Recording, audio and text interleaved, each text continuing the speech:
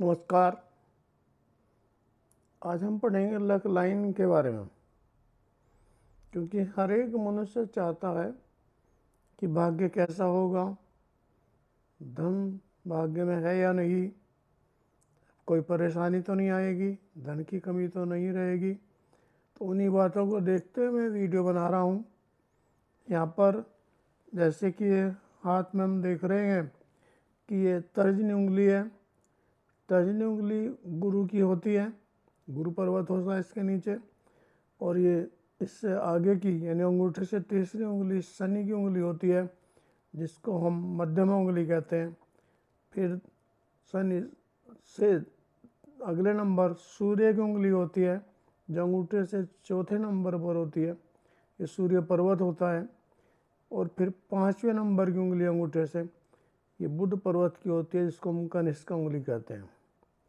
यदि मान लीजिएगा किसी के हाथ में भाग्य रेखा नहीं है और ये सभी पर्वत गुरु, शनि, सूर्य, बुध, चंद्र और शुक्र और बीच में राहु और इधर मंगल होता है और सामने मंगल होता है, अगर ये सभी पर्वत अच्छी स्थिति में है तो भाग्य रेखा की कोई ज़रूरत नहीं होती, फिर भाग्य अच्छा होता है।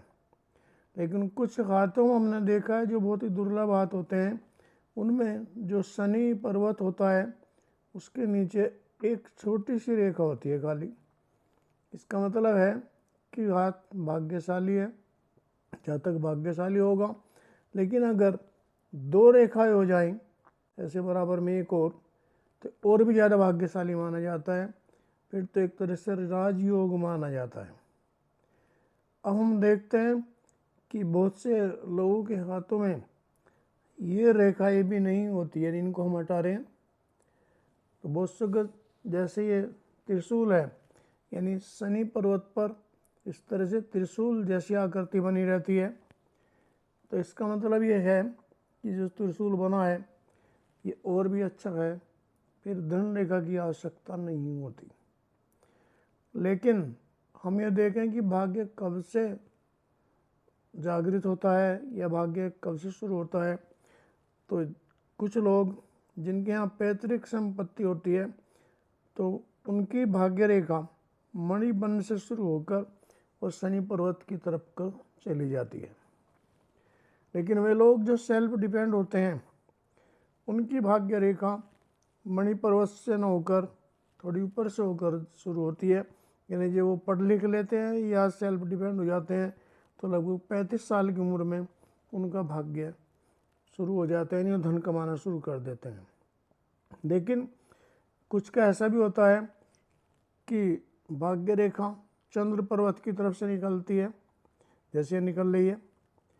तो इसका मतलब ये है कि भाग्य मन के अनुसार चल रहा है, यानी जैसे एक रेखा और आ गई, एक और आ गई, इस तरह से, और ये भाग्य रेखा से मिल जाती है।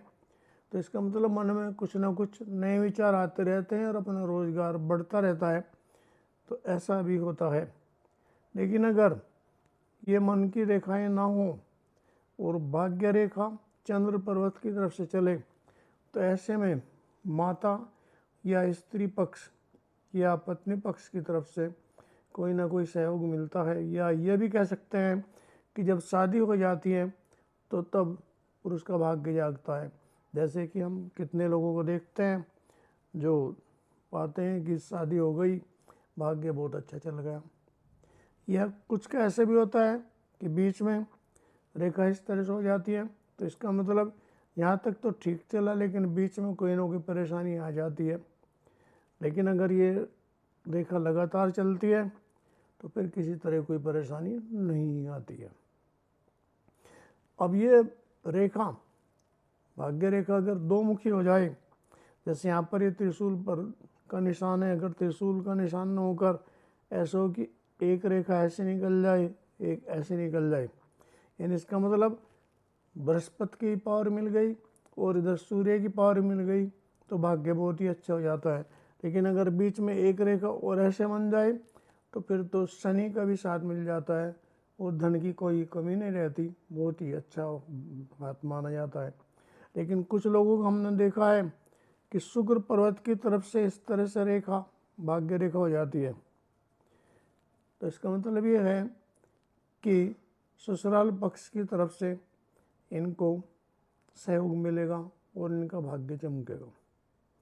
तो इस तरह से हमने देखा कि चंद्र पर्वत और शुक्र पर्वत की तरफ से अगर भाग्य रेखा शुरू होती है तो क्या होता है। यदि चंद्र पर्वत की तरफ से शुरू होती है रेखा भाग्य रेखा, तो इसका मतलब यह है कि स्त्री पक्ष या माता पक्ष या पत्नी पक्ष की तरफ से सहयोग मिलेगा।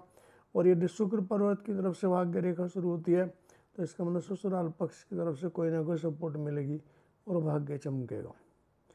लेकिन जैसे मैंने बताया कि शनि पर्वत पर अगर ये त्रिशूल का निशान हो और शनि पर्वत पर केवल ये 2 छोटी रेखाएं या 1 छोटी रेखा हो तब भी भाग्य अच्छा माना जाता है।